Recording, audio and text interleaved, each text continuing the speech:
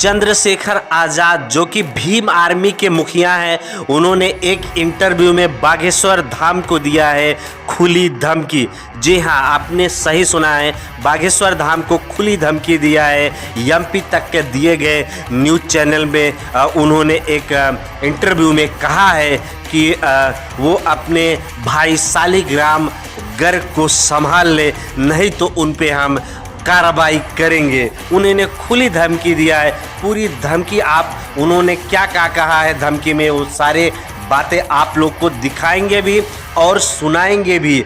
और आप सभी से एक रिक्वेस्ट है कि आप वीडियो पे पूरा बने रहिएगा, लास्ट तक देखिएगा और चैनल को सब्सक्राइब कर लीजिएगा।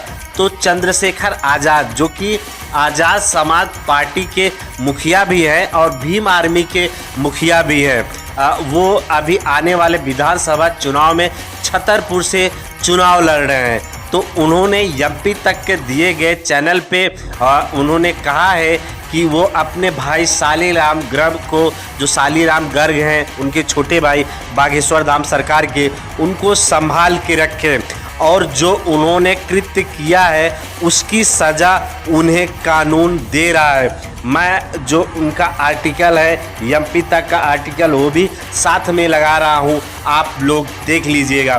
तो उनका ये साफ साफ कहना है और आने वाले समय में अगर कुछ इस तरह का वापस से कृत्य होगा तो मैं वापस से उनके खिलाफ कार्रवाई करूँगा।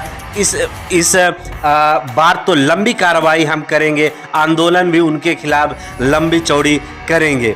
तो मैं आप सभी को उनके इस धमकी में मैं थोड़ा सा उनको जवाब देना चाहता हूं।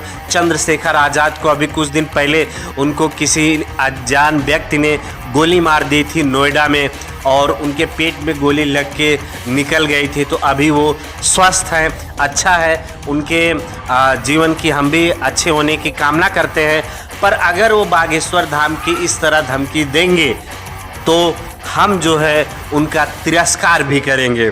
एक इंसानियत के नाते हम उनको स्वस्थ होने की दुआ भी करेंगे, पर अगर वो बागेश्वर धाम को इस तरह का धमकी देंगे तो हम उनका तिरस्कार करने में थोड़ा सा भी हिचकिचाएंगे नहीं। उन्होंने सिर्फ अपने राजनीतिक फायदे के लिए बागेश्वर धाम को टारगेट बनाया है। मैं इस बात को साबित भी करूंगा आप सभी के सामने, आप लोग बने रहिएगा। क्या कारण है? इसके पहले आज 4-5 महीने पहले चंद्रशेखर आज़ाद को कोई नहीं जानता था, शायद ही कोई जानता रहा होगा, क्योंकि वो उनका काम ही है धमकी देना और न्यूज़ चैनल में आके धमकी देना, यूट्यूब पे आपके धमकी देना बड़े बड़े लोगों को, नामचीन लोगों को, ताकि उनको लोग जानने लगे।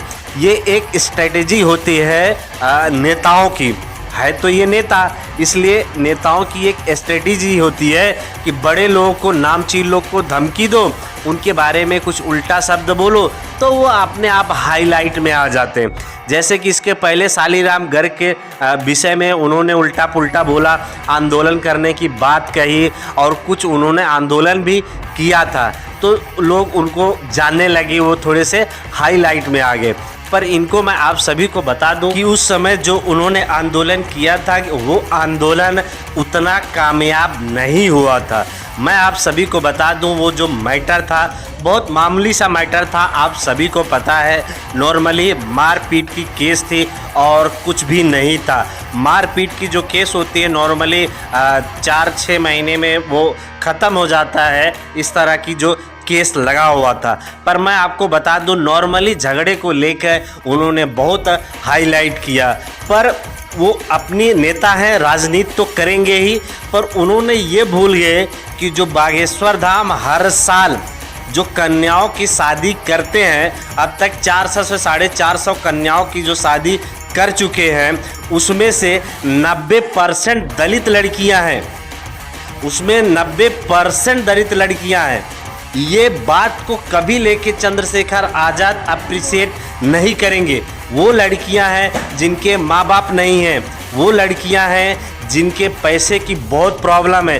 कभी चंद्रशेखर आज़ाद आए नहीं उनकी शादियों में मदद करने के लिए, कभी ये नहीं कहे कि चलो मैं मेरी तरफ से इन बेटियों की शादी कर देता हूँ। और जब राजनीति करनी हुई तब सबसे पहले और एक नंबर पे आ जाते हैं ऐसे दोगले लोग। हम दोगला ही ऐसे लोगों को कहेंगे, क्योंकि जब आप किसी चीज़ को लेके अप्रिसिएट करोगे तो ही आप किसी चीज़ को लेके उनके विषय में आप विरोध भी कर सकते हो। जब आप अप्रिसिएट नहीं कर रहे हैं उनके अच्छे काम को, तो आप उनके किसी भी गलत काम को, वो तो गलत काम किए नहीं, और जो अगर आपके मन में ऐसा लग रहा है कि उन्होंने कुछ, उनके भाई ने गलत काम किया, तब आप विरोध कर सकते हो जब आप उनको अप्रिसिएट करोगे। और सिर्फ विरोध नहीं करोगे। अगर सिर्फ विरोध करोगे तो सीधा समझ में आ जाता है, आम लोग को भी समझ में आ जाता है ये राजनीति है और कुछ नहीं। अपनी राजनीति चमकाने के लिए बागेश्वर धाम का नाम ले लो, क्योंकि बागेश्वर धाम वैसे भी फेमस है। बागेश्वर धाम के जो पीठाधीश्वर है धीरेन्द्र की शास्त्री, वो तो वैसे फेमस है। उनके नाम पे लोग जो है हमको जानने ही लगेंगे वैसे भी। तो ये लोगों का जो नियम है, सिस्टम है, वो ऐसे ही है। बड़े बड़े लोगों को जो है, जो नामचीन लोग हैं, जो प्रसिद्ध लोग हैं, उनके बारे में आप उल्टा बोलो और फिर आप हाईलाइट में आ जाओ। ये एक राजनीति है और वही राजनीति, ये एक बार तो ये सब मामले ख़त्म हो चुके थे, वापस अब चुनाव आ रहा है।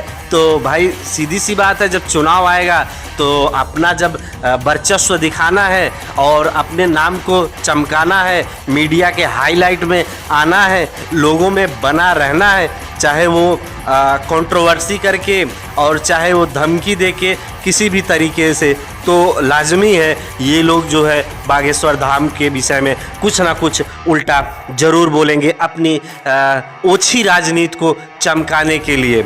तो ऐसे दोगलेपन लोग को मैं क्या ही जवाब दूं, आप लोग समझ सकते हैं इनकी क्या मानसिकता है। ये अच्छे कामों का अप्रिशिएट नहीं करते।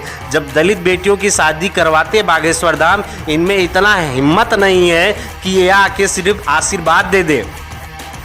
तो आप सोचो, ऐसे दुष्ट लोग सिर्फ किसी कुछ छोटी मोटी भाई से अगर कुछ गलती हो गई है, वो तो केस में है, अभी गलती हुई है नहीं गलती हुई वो तो कोर्ट फैसला करेगा, वो हम और आप कौन होते हैं फैसला करने वाले। पर ऐसे चीज़ों को वो हाईलाइट करते हैं। मेरे समझ में नहीं आता है कि ऐसे लोग जो है वो राजनीति में कैसे आ जाते हैं। राजनीति में ऐसे लोग जो है आ जाएंगे तो फिर राजनीति का क्या होगा, आप समझ सकते हैं। तो ऐसे दोगलोपन के जो लोग होते हैं उनके बातों पे ध्यान आप सभी को नहीं देना है। आप लोग जो है बागेश्वर धाम से जुड़े हैं, जुड़े रहिएगा और अपनी राय हमें कमेंट में ज़रूर बताइएगा कि आप लोग का क्या कहना है। ये सिर्फ ओछी राजनीति के लिए कही गई बात है।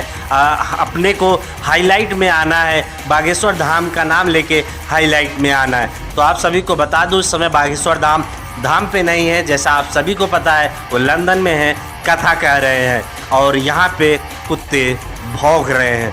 लास्ट में इतना ही कहूँगा, बाकी आप लोग का क्या कहना है कमेंट में ज़रूर बताएं।